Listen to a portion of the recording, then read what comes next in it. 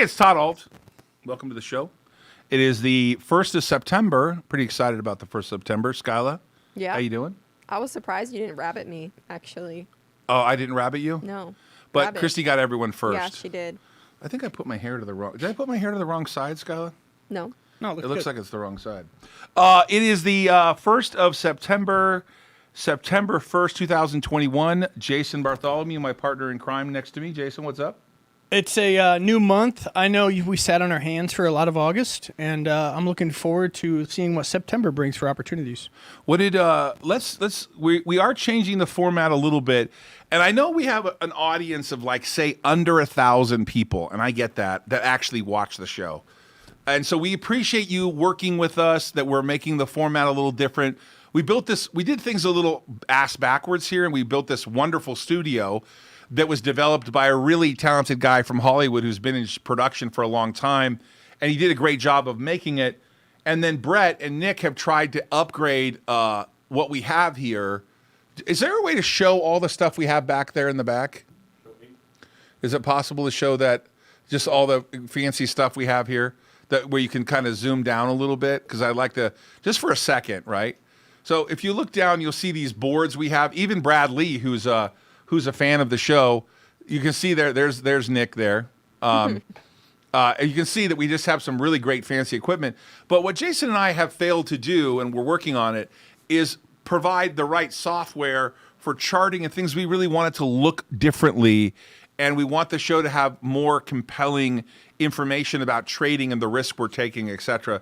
So we're sort of working up to that. We're going to work all through the month of September, so when we go into October, the last quarter, we have all the charts we'd like. But if anyone has any recommendations for us of things they'd like to see, please put it in the chat or send us a text to 949-799-1831. Speaking of chat, today was the first day of the $1,000 challenge. Jason put on the Discord. I don't know that all of you are following it, so everyone gets a little bit of a pass if they're trying to follow Jason's trades. Jason is recommending this challenge with Skyla for $1,000 and sort of using $1,000 to trade, swing trades, etc. Jason, why don't you talk about what you did today? One of them was CEI, right? Which is that an oil and gas company? Yeah, Cambridge Energy, more of an ESG now, carbon capture company. They do have oil and gas still now. One thing about CEI was heavily shorted, huge squeeze opportunity. So this morning I put in what I was doing, actually buying. My plan was to buy the dip under 50, and we did that. I got in around 47 to 48, and it ran, and it's still running probably. Let's take a look. Is this 64.92 right now? Okay, after hours, 65 cents. Yeah, right. It hit a high of 67.87. I sold half at 65. Right. And then people can track this on Discord? Yeah, I actually put what I was doing there. Can we put up the Discord that people can follow Jason and his recommendations? It's in the bankroll challenge section of the that Josh. You're not allowed to say recommendations, so we want to be very clear. I would not suggest you buy and sell these positions unless you have the aptitude and you understand the financial market. But what Jason's doing is saying, hey, I have $1,000. I'm going to trade on Webull. And you can trade on whatever platform you want. I'm going to trade on Webull, and I'm going to show you the trades I'm doing, and you can follow along with me. But Jason, you would have been up what $500 today, or what would you have been up today? Skyla would have been up. Yeah, we would have gotten Skyla in around 48. We would have went all in for the full 1,000. Sure. And then we would have cashed out for about 33%. Yeah, so we'd be over $1,300. So it gets harder though, because now the bankroll would be $300, right? Yeah. But people can really start on any trade you put on, right? Right. So if they have $1,000, there'll be times where is every time you're doing it, they put the whole 1,000 in? No, you don't have to go all in. That's kind of like so this, in order to grow the bankroll and embrace the volatility, I'm looking to make bold moves with the entire bankroll early on, just because we've decided not to do options. That would be a very bold move to try to grow the bankroll through options. However, we're just going to trade the equities. And now, full disclosure, Skyla didn't get funded yet on her Webull account. Yeah. So that kind of held us back today. We're expecting Skyla to get funded possibly tomorrow. Hopefully, by Friday. Well, you funded it, but then you tried to wire because the ACH was going to take 5 days, right? Yeah, the ACH said it was going to take 4 to 5 days, so I canceled that, did a wire, and that needs to be processed now. Well, what's important to understand is this is a contest led by Jason Jason pays attention to the market and identifies a lot of swing trades. Jason does that for me through All Global and what we do with the hedge fund. Jason does that. He also does other analysis. But what we want to do is we're not charging you a fee. You'll never pay a fee with us. We're not doing anything like that. We're not a newsletter. We're simply saying, watch us trade with Skyla, and if you want to participate, you can. We are in no way charging a fee, a commission. It's not a recommendation. You can trade however much you want, but in Jason's case, he'll identify every time what he's putting in and how much he's doing, and you can follow along with that. So, how do we get to that Discord, Jason? They can go to the Risk On Discord, and Josh can probably post the link in the chat. And then once you get on there, you can just join, and then there's several different tabs within the Risk On Discord. One of them happens to be the Bankroll Challenge tab, and that's where you'll find what I'm doing, actually, and what Skyla's doing. Excellent. Jason, I wanted you to cover the markets real quick because I have a little commentary on the market. I wanted you to kind of get through that. Yeah. And then I want to watch a video about the market, some things that concern me. But, Jason, why don't you cover the market real quick?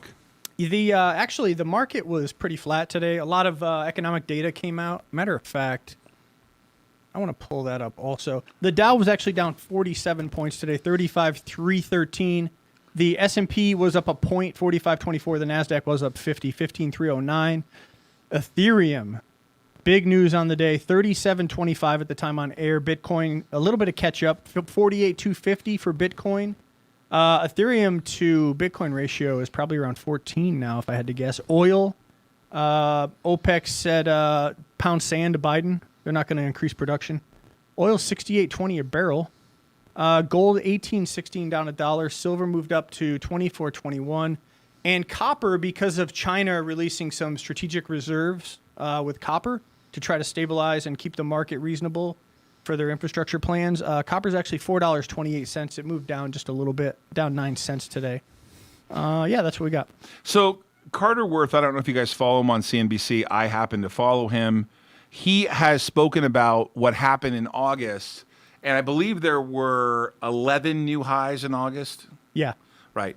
And he talked about the way the market was trading, and he correlated that to 1987. The only time this has happened was the August before the 1987 debacle crash, in which the markets went to new highs. In this case, when he spoke about it, it was 10 times, but then the very next day or the day after that, it was 11 times. And I was trying to find the video in which he describes this happening only when he describes this happening, to me, a fairly scary conversation about the similarities to what happened in 1987 and 1929. Jason, have you done any work on this at all? Are you familiar with any of the theses of what's happening with the market? Because what I'm hearing is that you have effectively 5 names, which are a huge percentage of the S&P, a huge percentage of the NASDAQ, really kind of floating all boats. That is true. Right. That is very true. I mean, does what's happening right now with these new highs almost every day scare you or no? Well, the Fed's monetizing the market. They're dumping liquidity into the market. They're stabilizing everything. 120 billion a month, I guess, total. Right. 40 billion equities, 80 billion other assets. So, I mean, how long can the Fed juice the markets, juice the economy, juice liquidity? I mean, Keynesian economics, probably as long as there's no pressure on the petrodollar and there's no pressure on the housing collapse like in 2008. I mean, they could probably go on for years doing exactly what they're doing. They're printing money out of thin air. That goes to, I'm bullish on silver and gold. However, in a manipulated market, price discovery isn't always accurate. We're seeing silver, which is being used in a much, much greater fashion for EV vehicles, biomedical stuff. Silver, $24 an ounce. The ratio of gold to silver, 75 to 1, historically is way out of whack. Silver historically has been 16 to 32 to 1 versus gold. So you're seeing a lot of inefficiencies in the market. I don't know if I could take advantage of the silver side. Silver has run to $50 a couple of times, but yeah, I don't know. It's just a lot of unknowns right now. I want to be cautious. There's a good chance that it could continue, and this is not going to matter. I would like to go to this chart real quickly here, or go to this video real quickly here. We could pull it up, and I want to play it. Ready? Go for it. Good. Go. Santoli, first to you, sum it up. I mean, ending August with a year-to-date gain of 20% on the S&P, that's just price gain, and a very strong month once again that kind of once again puts the US ahead of the rest of the world. Yeah, and it's somewhat due to the kind of unique characteristics of our market, of our indexes, because the persistence of the rally, in fact, we've never before had 7 months in a row when the market was up, and it was February through August, those particular months in a row. We were very close to that in 2017. The reason is because when we get a little bit nervous, or when some of the sort of cyclical areas have gotten overdone and we had peak reopening, the thing to fall back on was growth. So when we are afraid about economic growth, it's a reason to buy the so-called growth stocks. It doesn't mean it lasts forever. It doesn't mean you're not going to drop the baton in some of the transfers at some point along the way in this rotation. But I do think that explains the persistence of this rally. Plus, of course, massively strong GDP, 40% earnings growth going up, and the Fed looking for excuses not to really move too quickly, all going into what we've seen so far this year. Barbara, so how does it set us up for the rest of the year? Do you think we pulled forward the gains? Because we are approaching some of these S&P strategists' target prices for the entire year. So either they're going to have to go higher, or maybe we'll just march in place. What does it look like to you? Yeah. Well, I think it's an excellent question. I think lots of us are asking ourselves after 7 straight months, all the gains, the market's up over 20%. Seems every day there's a new high. I think that when you look at the fundamentals, really they are still intact, and what you've seen is the earnings growth is tremendous. It is now 30% greater than pre-COVID, and earnings estimates keep coming up. So we're growing into the valuation. However, having said that, we now have a little bit of the COVID variant slowdown. I think that could delay things a month or two.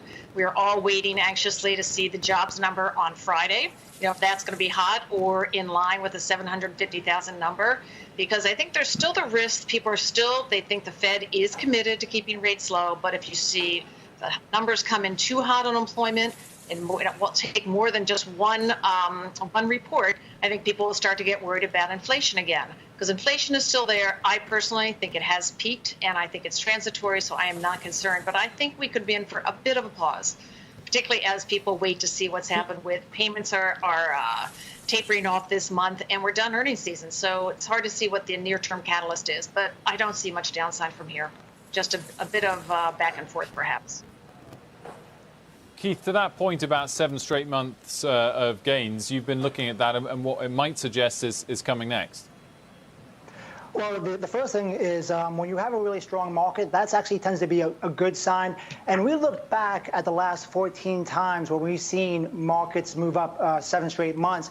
And when you look at 6 months forward, Wilfred, the market's been up 13 out of 14 times. So I would not fade this strength. Doesn't mean you can't have a pause. Doesn't mean you can't have some consolidation. But looking at 6 to 12 months, we're still positive.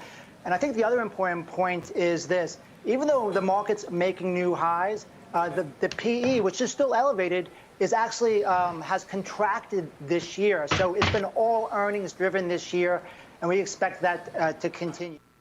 Dad, it's a video. Okay, so what's my point about this? My point about this is that if you notice, they said, oh, well, it's 7 months, and they all made this reason why it will continue to be possibly an 8th month and where we are a year from now.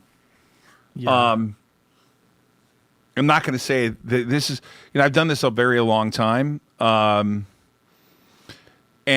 if you look internally, small caps have already corrected. So it's a strange, to me, market, right? And that is, if you have a correction in the big cap stocks, and I mean the mega ones, like the FANG names, you have a correction in these names, is it going to drag down the whole market? Jason, my question to you is, if you see the NASDAQ and the S&P pull back 10%, do you see what happened? I mean, I think we're setting ourselves up for, I think we're setting ourselves up for a little chaos in the last half of the year. So call it everyone. I don't know that they're all worried.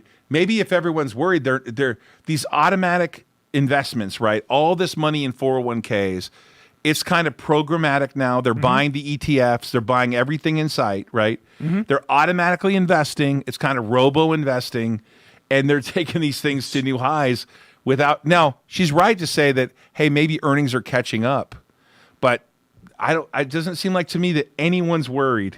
There's three things I didn't mention. The prediction for foreclosures to rise by the end of the year. This mortgage moratorium can't Because go on of forever. the Supreme Court, right? Yeah, that is something that I don't know when the date was when they were speaking about this. This was just yesterday. Okay. Yeah. Well, they failed to mention that, and they failed to mention a huge thing. Inflation's not transitory. Inflation is going to keep eating people alive for the middle class. Disposable income shrinks. Everywhere in their lifestyle, they're getting hit with higher prices, higher costs. They just kind of avoided that. And the other thing is, and this is going to be a bit controversial, but I'm going to say it, the segregation of society. Now, they're like, Jason, what do you mean by that? Well, they're currently segregating society into two categories. I happen to be in one category. Todd happens to be in the other category. Now, you all are smart. You all know exactly what I'm talking about. But you're seeing that throughout a lot of these blue states, and they happen to be heavily populated states like California and New York, where they're telling certain people that they can't move freely about their city or state, and they can't partake in enjoying a cold beverage or a nice dinner out with the family. That could lead to some contraction in local economies. It could lead to some growth in some other red states where people are like, you know what? I really like it here in Florida or in California or New York, but I'm seeing a lot of things that I just don't agree with. So they might be moving to Texas or they might be moving to Florida. Even Montana, who passed a law that says they can no longer require employers to mandate vaccinations. Other states could do that. You're seeing the segregation of society. It's really sad, and you can't ignore it. So, yeah, those three things. I am looking for the Carter Worth tweet here and see if I can bring that up here. He just said this just the other day. This is really compelling. I think probably a lot of people who follow this show have probably already seen this this tweet from just a few days ago. I am having trouble. Oh, it's because I'm on CNBC. I'm not on Carter's. Wait, I'm on Carter's thing here. While you're looking for it, I wanted to look at some ADP payroll numbers today. The consensus range for the employment report was 400,000 to 700,000, and the estimate came in at 374,000. It's much lower. We had some other data today. MBA mortgage applications, that comes out every Wednesday at 7 a.m. Eastern time.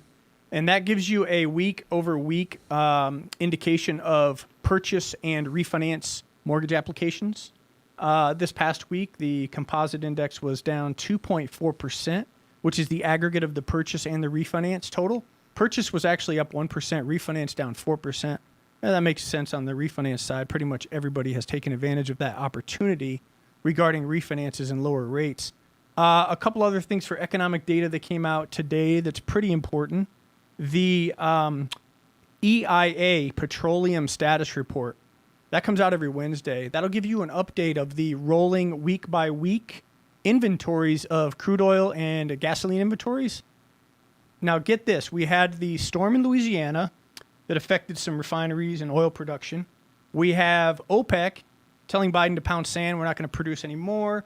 And, of course, the policies in place from Biden have basically reversed what Trump tried to accomplish with energy independence within the United States.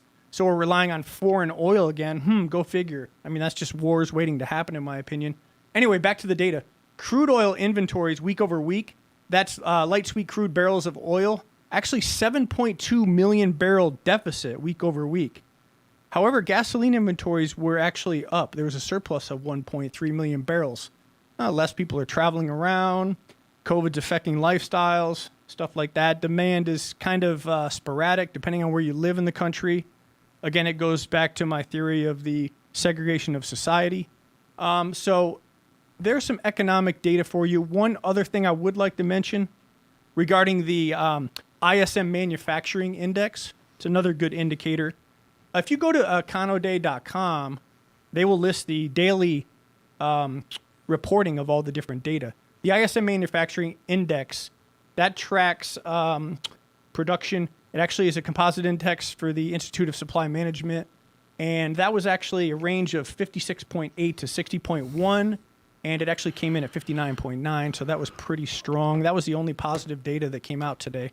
So I feel like I've lost my mind, but I just found it, and that is, let's go to my page real quickly here. Carter Braxton Worth. Can we go on page? Okay, so let's read this real quickly together. For the month, now this is a day before we went to 11 highs here. For the month of August, we made 10 new intraday all-time highs on the S&P. It hasn't happened in the month of August since 1987. The record number of intraday all-time highs in the month of August is 11, which happened in 1929. So I just want to do that one more time. We had 11 record days in August, which was the same that happened before in 1929. We all know what happened there. We had 10 days before on this tweet, which the next day we had 11. So that happened in 1987. So both times, right? I'm a student of history. Those who don't, remember the past, Santillana, are condemned to repeat it. And so I am very, very, very nervous. Now, does that mean we're going to go down? This is the same thing that other people just did, right? Well, there's no reason for us to go down. It's music, yeah. Yeah, but there's not a reason to go down until there's a reason. I don't know what that is, but I'm pretty nervous about it. Jason, Black Swan. What would that look like, right? What would that Black Swan event Black look like? Swan. What would it look like? It could look like something that could be a domestic terrorist event on U.S. soil. Mm-hmm. Currently, there's all indications that could possibly happen. And the reason being is our foreign policy, what just happened recently where they're bringing people. There was a guy that was arrested, deported, and he was a rapist, and he found his way onto one of our C-17 aircrafts in Afghanistan and came back into America. So, really? So we had a lot of Afghani refugees that came over here while we had Americans on Afghani soil yet to be rescued, including the service dogs, the bomb-sniffing dogs. But I won't get into that. But yeah, Let me ask you a question. Is that true? Did they? Yes. Do you really believe that they left those dogs behind? They did. They didn't bring the dogs? No. All you got to do is just do a little bit of research. It's there. Even Crenshaw mentioned it. Really? Yeah. Jason obviously has an opinion on this stuff. It's upsetting. I'm upset too. I saw the guy being airlifted on a Black Hawk and hung. Our Black Hawk, theoretically utilized by the Taliban. We don't know if it was the Taliban flying the Black Hawk. And then what appeared to be a person hanging from the Black Hawk. Could it have been a dummy? Could it have been a doll? Whatever. Yeah, it could have been. Mm-hmm. I can't prove 100% that was someone that they hung on while riding in our Black Hawk. It's definitely our Black Hawk. We don't know if the Taliban was flying it. I can't prove that either. Right. But the visual was horrible. So we got jobs numbers on Friday, right? Yes. Good. Wait a minute. Mike Jones said the Black Hawk picture was debunked? Mike Jones, let me see your source on that. I'd be interested to see that. Thank you. That wasn't a real Black Hawk? He's saying that it was debunked. I'd like to just see that. That's good. Good information if he has it. Hey, so if true, that'd be great. A Black Swan event could be anything. Housing crash. Could be terrorist event. I mean, inflation in itself could be an overwhelming, ongoing Black Swan. Peloton seems to think that, it's a good idea to, Palantir seems to think it's a good idea to hedge a little bit. Would they buy like $50 million in gold? Yeah, like physical gold, right? Physical gold, right, for sure. Hey, I'm not hating on that. PETA is mad they left the dogs. Mike Jones says they debunked that as well. I would like to know that. Mike Jones. Yes, it's true. Hold on. Mike Jones, I would love to see that, buddy. Bring me something besides salon.com. So Drunk Tehran says it's not debunked. Yeah. Now, the next thing you're going to tell me, King, is all of our infrastructure Auto machine guns, helicopters, Humvees, Ford trucks. No, none of that stuff was left there either, right? That's No, that was left there. But Yeah. but I do need to say one thing for a guy who spent a little time around the military complex, and obviously we do own a defense contractor. They will very quickly become deteriorated. You cannot just you won't be able to operate a lot of that stuff. The light arms, the heavy arm stuff, you probably can. Sure. I saw that they had some guns, some mortar guns, and some long range guns. I don't know about the Humvees because I don't know how they're treated in terms of how they keep them with fluids. But a lot of the military uses that grease that comes as a heavy grease that they put on them. That is not it's not their traditional bearings you think of. But the aircraft, the military aircraft, a lot of that stuff, I don't know that they'll be able to operate that stuff. But I mean, on what? Why? If you Although if they relied on some terrorist group that knew them, like the Iranians they had 80 or 90 F-14s when they had when the Shah of Iran was overthrown, and they actually had F-14s that were sold to the Iranian military that they effectively couldn't use because eventually they didn't have the support from Grumman, they didn't have the support to support the planes, etc. Why don't they just blow this stuff up? Why is Chase said that it's been debunked too. So I mean, if Chase says it's debunked, that adds some credibility. Chase Ault? Yeah. What's not debunked, though, is there's still Americans in Afghanistan. What's not debunked is they did leave a lot of our infrastructure stuff over there. Well, that would be good to hear that that person wasn't hanging. And what's not debunked is the policy where they moved all of our military out before they actually got our citizens out. Omar is saying thumbs down on Naked. Something wrong with Naked Brands? What's wrong with Naked? I don't see anything wrong with it. It pulled back a little bit today. I don't see any news on Naked Brands at all. Huh. That's the quite Naked interesting. banner will fly over L.A. I heard about that. What's that? They raised. They did like a GoFundMe to like raise for a banner over LA, like an airplane. Who did? Like Get Naked, like the Naked Army, I think. No way. Yeah, they did. Is that true? They raised some capital. Yeah, they're gonna do it. Any stocks you want to look at real quickly? Sure. You can look at. I wanted to look at PETV, Pet Vivo. All right. For full disclosure, we participated in this financing, Pet Vivo. Yeah, Pet Vivo. But it pulled back, after being up today. It did, but it was a nice run. Let's look at the. Now this was on the OTC and it just recently uplisted to the Nasdaq. You can see that it's uplisting. They priced the deal at $450 with a warrant. Right. So for full disclosure, we bought 200,000, about 900,000 worth. So we got 200,000 shares at $450, which included 200,000 warrants. It went above 4 today. This is confusing the heck out of me. What do you got there? What price Google? do you have? After I got 326 at the close. Right, 326 at the close. Okay. And this thing was up to $4. When I texted you, yeah, I was when like, you texted me, it was rocky. It was like 375, Yeah. 385, and then pulled back to only being it was up 10% today.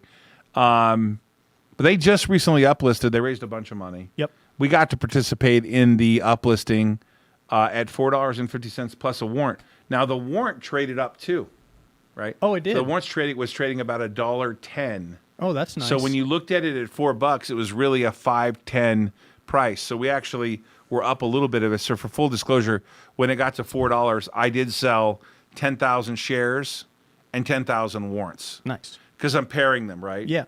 Probably shouldn't. A lot of times they tell you sell the shares first, keep the warrants. But for me, it was a net number, and I wanted the net out. So I took a little bit off the table because we've been in it for a little while. We've been in it for like a week or two, maybe 3 weeks or so. Yep. Since it uplisted. Any other stocks you want to look at? Yeah, if you guys have been watching Risk On for the months that we've been doing our show, I've been bullish on swing trading, ticker symbol AUMN. I didn't Minerals. even need you to tell me. I already pulled it up. I didn't need you to tell me that. So I got the 5-day chart. This thing is pulled back from May. So along with AG, all the sort of metal stocks, all the metal right? stocks. They pulled back. Junior miners. Pretty hard, yep, right? Big time. And, Right. a lot of times they will they'll pair with actual spot silver, spot gold price. Right. Been a lot of pressure on that because of the U.S. dollar and its appearance to be strong. based on the underlying Federal Reserve monetary policy and not the actual fundamentals. Once again, the U.S. dollar is backed by bullets. Don't let anybody else tell you differently. It's not backed by gold. Nixon's long gone. It's backed by our U.S. military. So keep in mind that the Fed has their policy to keep the U.S. dollar strong, trading with the petrodollar. And I don't think currently that China or Russia or any other country is in position to usurp the dollar to bypass the dollar and start trading gold for the dollar, or maybe even maybe Bitcoin for gold, or gold for oil, or Bitcoin for oil. Not yet, anyway. So the U.S. dollar is the best of the worst, I guess. That's good of the king. That's a funny joke. Hey, one thing that was troubling to me was I was listening to this whole Chinese. The Chinese are instituting policies against effectively wealthy people. But one of the other policies they're instituting is that kids are not going to be allowed to play games during the week, video games. Oh, I saw that. Yeah. Well, social credit scores in China. Right.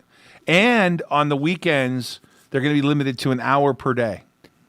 Do you know in Australia you're limited to an hour of exercise per day, and you're not allowed to leave your home past a certain area? Yeah, but that's regarding COVID, right? It is. Right. But I mean, specifically to the Chinese, the people that don't like it here in America, the people that think that people do it better other places, they're making the kids not be able to log on and play video games during the week. Now, it may sound trivial, but they effectively are re-educating our kids to make sure that in China, you don't play video games during the week because you have homework, you have school. Yeah. And then on the weekends, you're limited to an hour a day. They're also limiting the certain kind of music you can listen to. Like if you have a Spotify, they're basically censoring that too. So, I mean, we've got certain policies in this country. Don't let it fool you. There's certain areas that are going kind of overboard, in my opinion. You know, you can always say, America's still the best country, the greatest country, the most free country. But is it not? But if you take a bigger picture look at the chart, you'll see that the chart's trending down. It's very bearish. Well, in for America. sure. All this stuff ebbs and flows. It's not always perfect, right? Yeah. I mean, education-wise or stuff like that. So I saw in Texas that there's a new law that bans abortion past 6 weeks when there's a detectable heartbeat. Yeah. And the Supreme Court did not take any action. I mean, the people that Trump appointed have been somewhat disappointing. Gorsuch, Kavanaugh, and then our... I know, but they didn't take any action. So in Texas right now, if you are pregnant more than 6 weeks and there's a detectable heartbeat, you can't get an abortion. It's a big deal. It took effect. I mean, the Supreme Court didn't even... The federal court, the Supreme Court didn't even take any shot at it. Yeah. You got no opinion there? Not really. I can be on. I mean, is it possible to be mostly pro-life? I don't know. Mostly pro-life? Yeah. I do think there's a limit, though. Like, at a certain point. Late term. Yeah, like... 8th month. Right. Ninth month. But mostly pro-life. Well, what I mean is, like, if somebody... What about incest? No, okay. I'm not going to get into the abortion debate. That's a different conversation. That's what I'm saying. I'm saying that we're now cutting it off at the 6 week cutoff. But you know that a baby, if it's born at 6 weeks in a day, can't live. Oh, if it's born, yeah. Right. I mean, okay. Yeah. That was a resounding dud. Well, I don't know. Hey, no one liked that. Polarizing. Social credit scores, though, they're coming to America. What does social credit scores mean? They assign you a value based on what you're doing in society. Social credit scores are in China. They're coming to America. You're going to see this. It might be more of a soft social credit score, but for example, in New York City, this guy de Blasio, if you don't get your vaccine, you can't go out to dinner. That's kind of a soft social credit score. Society deems that the moral high ground goes to the vaccinated, that they are superior, that they're actually invincible, when in fact studies show, including in Israel right now, which has one of the highest vaccinated percentages per capita, that the new Delta variant and the traditional COVID are being transmitted and are being obtained by the vaccinated population in Israel at a very high rate. And if you look at the CDC website, VAERS, VAERS, you're going to see a lot of the reporting stuff that the media doesn't want you to see about when you get vaccinated. You'll have things like tumors that come on your chest. You'll have heart conditions, myocarditis, I think it is. You'll have this one girl just recently had tumors in her mouth. All these different things that happen from getting vaccinated that they're trying to not show the public, and it's a bit scary. And if you have a great immune system and you're a healthy person, I'm a poker player, so I love math, I love odds. You have a very, very good chance of beating the COVID-19. And that's my personal reason why I didn't decide to get the vaccination, because it has a small sample size. And most vaccines, as you know, with Alzheimer's neuro, most vaccines take 10 to 15 years to actually roll out to the public. Now, how long have you been working on your vaccine at Alzheimer's neuro? 10 years. Yeah. Okay. Sure. We'll go with that. It's hopefully going to be in patients in January. Yeah. 10 years, though. December, January, yeah. Now, the first treatment, though, is September. So yeah. So one in September for AL001 and one in December or January for AL002 vaccine. I wanted to skip over to SpaceX. If you could pull up the headline for me. So this is these are, I was trying to make a point about the Chinese before we leave this on the screen, please. About if you're a gaming company, no, not the whole thing. I'm happy to be bifurcated. You're a gaming company and you wake up in China, the risk-on moment for you is the Chinese government decides, hey, your audience can't watch when they want to. They can't play games when they want to. To me, that's a very risky and scary proposition if you're a company. Another one, though, is SpaceX says that Amazon is trying to delay Starlink because it can't compete. Interestingly enough, SpaceX isn't pulling any punches, it says, in response to Amazon's latest stall tactics. Yesterday, SpaceX told the FCC that Amazon is purposely trying to delay proposals. Now, you see some big shots being taken by Elon Musk against Jeff Bezos, saying that he's paying for lobbyists, he's paying to basically slow things down and make things more difficult for SpaceX. Amazon recently, unfortunately, the latest continued effort to slow down the competition while negatively resolving the commission concern that Amazon's own, something orbit satellite system. Commission should be see through this quickly and put SpaceX application out for the public comment, and it should be vetted. So basically, these two billionaires are like fighting about space, and they're fighting about what's taking place. And I think this is going to get interesting because it doesn't look like to me that Elon Musk is backing down. But the question of the day, Skyla, is Elon Musk or is Jeff Bezos driving? Does he drive, or will he ever drive a Tesla? I doubt it. The answer is no. No. Doubt it. It's not going to happen. Skyla, let's go to the joke of the day real quick. Okay. So I entered 10 puns into a pun contest, hoping one would win. No pun intended. Why did you not get that one? I entered 10 puns into a pun contest, hoping one would win. No pun intended. No pun intended. No pun intended. 10. 10. Oh. Out of the 10 puns. No pun intended. Okay, whatever. Whatever, dude. I don't know what I think about that. Hey, can you go grab Randy for me, please? Yeah. Oh. Also, we have a reservation at 2:45, by the way. Looks like I stirred up some good conversation. Where? In the chat today. Where? Today? Why is it 2:45? Oh, that's a late. Yes, that's Zach, late. you still get it. You still transmit it. All that fun stuff. Hey, I wanted to let you guys know that the OxyContin lawsuit, Maker of Purdue won court approval for roughly a $4.5 billion bankruptcy settlement. And this allows the Sackler family to shield themselves from billions of dollars of litigation, to keep $10 billion, and also pay that settlement over time. Amortized. Did you know that? Yeah, I just... What? OxyContin. I can't figure out where you're going with this one. Vicodin. Well, the big pharma. that just prescribes this stuff like it's candy. I mean, why can't we work on like other stuff, like natural remedies? They discourage that. You know, simple stuff that can be cure stuff like apple cider vinegar, garlic, like natural remedies. They just rather just smash you with. What can apple cider vinegar cure? It's got a lot of things. It's good for rashes. It's good for Don't you always wonder when one thing can do like so many different things? I mean, it's a yeah. Like a pseudo, like you can Yeah. you know pour it all over the place and it's all good. But also like now, also like lifestyle, nutrition, exercise. Like we don't see the CDC emphasizing that stuff. Or we don't But the Sackler family, yeah. they didn't make us take the OxyContin. No, but the doctors did. Well, the doctors prescribed it for pain. Yeah. Right. And then when they prescribed it for pain, the drug dealers cut it up and snorted it and sold it. Okay, I'll give you that. That's crazy. Blame the family.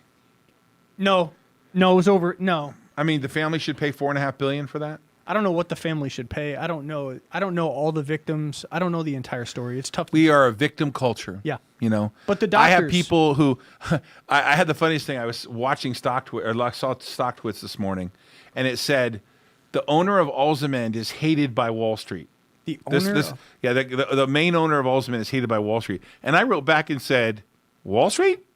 Are you sure you mean Wall Street, or do you mean short-term traders hate me? Because I got to be honest with you, I think the Wall Street people like me. Yes. I know them all. Not all of them, not everyone on Wall Street, but they did, in fact, help me raise hundreds of millions of dollars over the last 10 years. I mean, that kind of doesn't make any sense. Wall Street, I don't think, hates me. Maybe there's some traders and some investors that don't like my policies. Right. But the great thing is, in America, it's still legal for you to sell and go away or never buy the stock if you don't like me. For whatever reason, it doesn't matter. Wall Street likes you.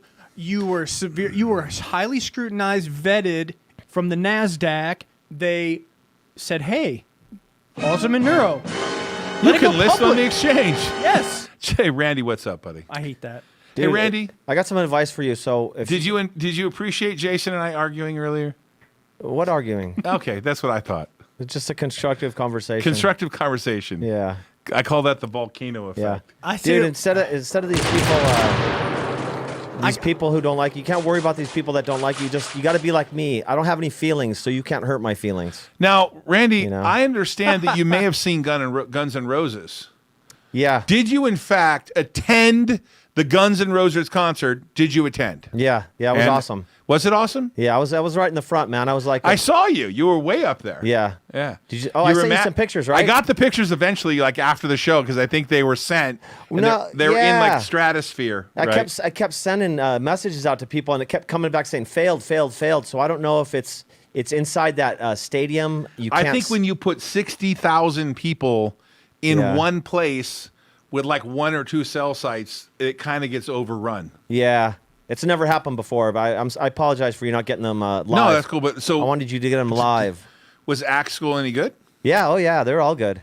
Really? Yeah, my only complaint was some of the songs, they dragged them out. You know, instead of just playing the song that's 5 minutes, they drag out and extend it, make it like 10 minutes long. Well, they make that whole like they play the rock like a rock solo and they drag it out. And Yeah. and Or they like- lengthen the song. Yeah, or Axel like on Knocking on Heaven's Door, which is a song I don't even like. He just kept saying knocking on Heaven's Door 100 times and putting the microphone out to the crowd so they'd sing it, and it's like, dude, I don't need that. It's like, He's like knocking on heaven's door, and he like that. Yeah. and it's the same Over and lyrics over and over and over yeah, again. just play the damn song. They somehow think that's fun. Yeah, but overall, But maybe some of the crowd likes to sing along with it. yeah, I think some do. But Now, if I'm 51, Axel's what, 71? oh, I'm not sure how old they are. Were they in wheelchairs when they were singing? No.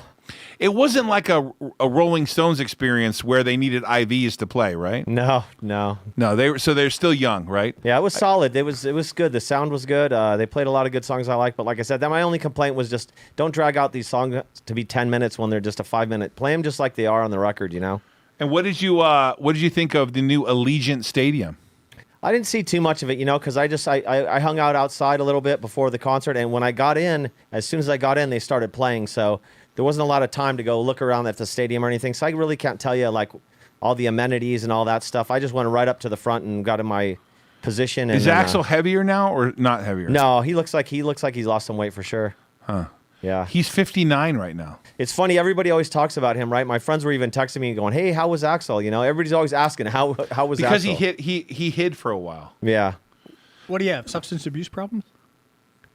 I don't know. I don't know. They're just kind of one of the lazier bands. I mean, they've been out for how many years, and they've only got a few records out after, they've been out since 1988, and I don't even know if they've got 6 or 7 records, even if that. You know, so I don't know what it is. Just a lot of hibernation, dude. Did you get to see Wolfgang at all? No. I wasn't concerned about seeing him. I had seen some highlights earlier on YouTube of the East Coast shows and saw some of his songs. It's kind of plain Jane. Not really from. It's kind of like who was these bands you guys were talking about? Not like Nickelback, but who's that guy? Did they do Welcome to the Jungle and all the traditional stuff? Oh yeah, Yeah. They kind of have no choice. Well, they started right? off with a song called Slither, which is a song by Velvet Revolver, which they didn't even do. But Slash was in that band called Velvet Revolver with the guy who's deceased now, Yeah. Scott Weiland from Stone Temple Pilots. I know Scott. So that was pretty Scott cool. Scott and I played football together. Scott from Oh, really? Yeah, we played football together and we went to school together. No way. Yeah. I did not know that. You didn't know that? He went to Edison High School. He used to play in the bowl. He used to play like in the whatever Yeah. you call it, right? Played football at Edison. Wow. I actually saw him at a Browns game. He's I don't know why Scott was a big Browns supporter. I have no idea why. But when I saw him at the Browns game, he kind of had like the stuff underneath his nails, and his friend told me that's where he was shooting up underneath his. I don't know how you stick Jesus. Oh my I don't know how you God. shoot up underneath there. If that's really true. Come I on. don't know. But he looked just really skinny and tired and stuff like that. When you went to visit, But Alex, but Scott was a nice guy. He was friends with a lot of other people I knew. I wasn't I wasn't close to him or anything like that. Yeah. But I knew a lot of people he knew. And Scott's manager, I knew. He started a company called God, what's it called? Vetcoin, like a cryptocurrency for people to sell their music and do that kind of thing. Scott Weiland, yeah, that was when he left Stone Temple Pilots because they were mad at him or something like that, right? Whatever. Where were we? I digress, Jason. when you were in Seattle recently, Right. did you see a lot of that stuff? Dude, I was in Seattle. What a beautiful city. But in downtown Seattle, I actually saw a person literally shooting up on the side of the road, like sitting like in downtown Seattle, shooting up right there and doing drugs. They were all over the place. It was like a cesspool of open drug use. It was like they were encouraging it right in a little square. We went to a pizza place down there, and they were doing drugs right. I mean, my wife said to me, "I cannot believe I just saw a guy actually shooting up in the middle of the day." It was nasty. I mean, nasty. Oh God. Well, it seems kind of, you're saying it's kind of beautiful there, but I know there's beautiful parts, but it's kind of depressing, right? It rains most of the time. It's overcast Yeah, I most would of the time. say And I that- think I that's would why you say get a that lot of those that's problems. the case for sure. Yeah.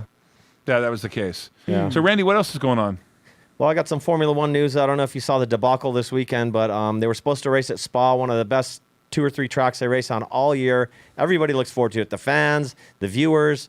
And after 2 laps, they called it a race because it was too dangerous to race. They said Terrible. it was raining Right. too hard. And I think it's because you saw the crash I showed you on Friday, right, with those women in the W Series that crashed. Nasty. Then there was a Yeah. crash on Saturday in qualifying in Formula One. Lando Norris crashed his McLaren. And so I think they thought that if we race on Sunday, there's going to be another accident. Somebody could get killed. And they decided after 2 laps, they just went behind the pace car. And then they said, that's it. They waved the checkered flag because there's a rule where when the time the race is supposed to start, for example, if it starts at 1 p.m., it has to be over by 4 no matter what. So if you don't start till 2 or 3 and you start late, oh, well, now you only got an hour to race. So it's not a very good rule.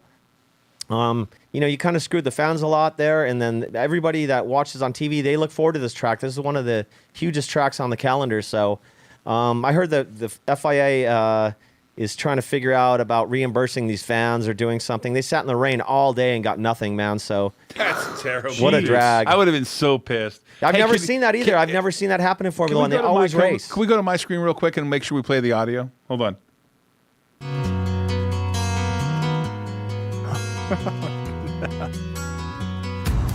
This time, this place, misused, mistakes. Oh, no. What? Come on, man. Get your music straight. Oh, I was just feeling sad for all those Formula One fans. Get your music straight. I get your music right. Hey, those of you who don't know, this is the last format of this show. Starting this Friday, we will have a 2-hour show. It'll be every Friday. Jason and I will be showing you charts of the things we're trading. We'll be taking viewer questions for at least an hour every Friday. Randy's going to have a spot about what's happening in Vegas and stuff happening in the racing circuit. Chase will be here. Skylar will be here. Josh will be on the show. And every single Friday, we're going to have a guest host. So it'll be fun. I look forward to seeing you guys on Friday. Randy, what are you doing for the rest of the week? Work. That's exciting. How about you, Jason? I will be, let's see. Well, I'm trying to do some logistics stuff. What does that mean? You know. You're moving your apartment? No. For the company. Oh, that's important stuff. Yeah, that's great stuff. That's like very my important. main focus. Right, for sure. So that's what I'll be working on. Well, okay, you got some logistics stuff. I know what that is. Yeah. Hey, that'll be some exciting stuff here. I want to cover a couple things moving here. Let's see here. ChargePoint Holdings, it's up. Yeah, it's up. Let's see, what happens with them? What's going on with them? Guidance is higher. What did they only lose? Chewy, retailer took a 10% hit after reporting quarterly earnings, 5 below. All right, nothing really extraordinary going on for me. I don't know. Can we go to the audience real quick? Are there anything in the chat, Josh? Can you bring it up on the screen for me to see? I'm curious as to what's going on out there. And then we're going to wrap it up for the day, and we'll see you Friday in a really kind of a new format. So I'm excited about it. We're working hard to make the show a little bit more interactive when it comes to what's taking place now. Obviously, the Theranos girl, Elizabeth Holmes, is going on trial now. Mm-hmm. The question is do you promote too much relative to what you hope is going to happen versus reality? You know, there's a lot of those people, like there was a time and place where people said Elon Musk was saying things that could happen that weren't going to happen. They ultimately came true. Mm-hmm. But there's a fine line between hope and the reality, and this is a really big trial because Elizabeth Holmes was very promotional about what was happening at Theranos and the capabilities of what she was doing. Jason, do you call that faking it till you make it? Fake it till you make it? Yeah, then you could say that for sure. For sure. Is Josh not on right now? He's not, but I have some things on here. Got some questions? Oh, what happened to Josh? He's hadn't been on the whole show. Oh. Did you see the... But I see Josh's face right there. It's just a placeholder because he's coming. There he is. What? Oh, Josh, are you in Newport today?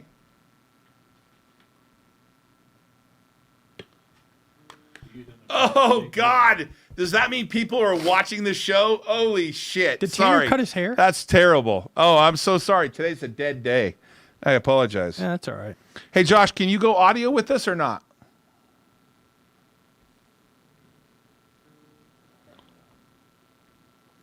I guess not. Hey, that's okay, Josh. I'm so sorry. I forgot you had stuff going on down. I'm here. Hey, Josh.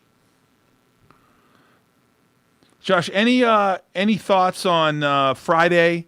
Anything that we should be putting up in the text?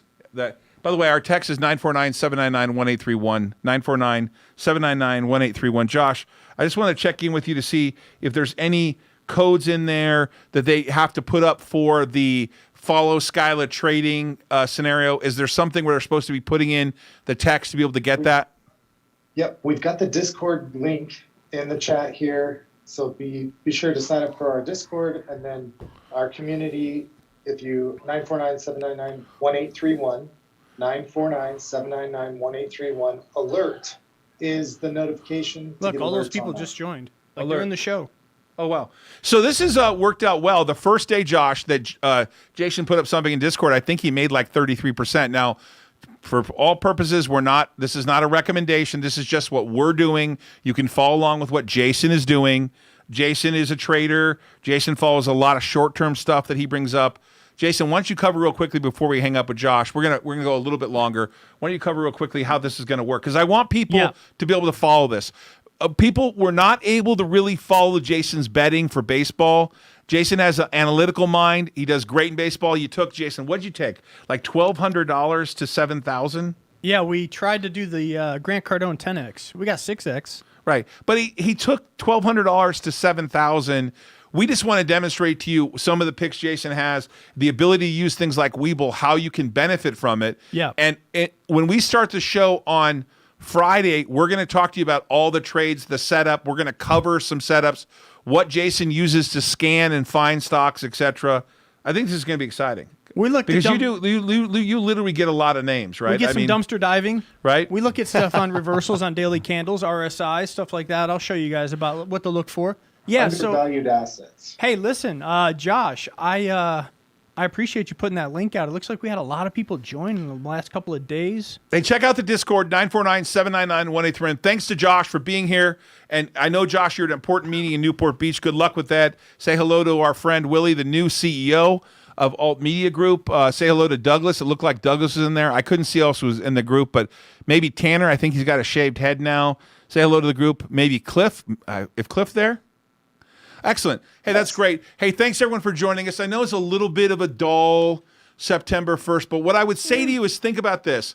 It didn't start off dull for Jason and I, but think about this. So this is really the long weekend. We come back on Tuesday, which is the 7th of September. We're ready to rock and roll. The next couple days, we're going to take tomorrow off. We'll be back with the show 2 hours on Friday, setting up for September 7th. We look forward to seeing you. We're going to start the show very early on Friday. It'll be during market hours, right at the close at 12:45. We'll go for 2 hours. What does 2 hours take us to? 2:45 or? Yeah. Give or take? Yeah, we'll yeah, I actually I apologize. That means we'll start the show at 12:30. 1 hour. So we'll be on the air during market hours, kind of talking about what we're doing. A little bit of a different format. We hope you like it. We're working out the kinks as we speak. Randy will be here, everyone. We'll talk to you guys later. Take care, everybody. Thank you, everybody. Randy, thank you, buddy, for being here. Sure. All right, everybody. You guys take care. Enjoy. It's the 1st of September, 2021. Be well. Good luck trading out there. Follow Jason on Discord, on Risk On. Get to the link, 949-799-1831 for our text, and you can follow what Jason's doing, Skyla's doing, and hopefully we can make some money. Take care.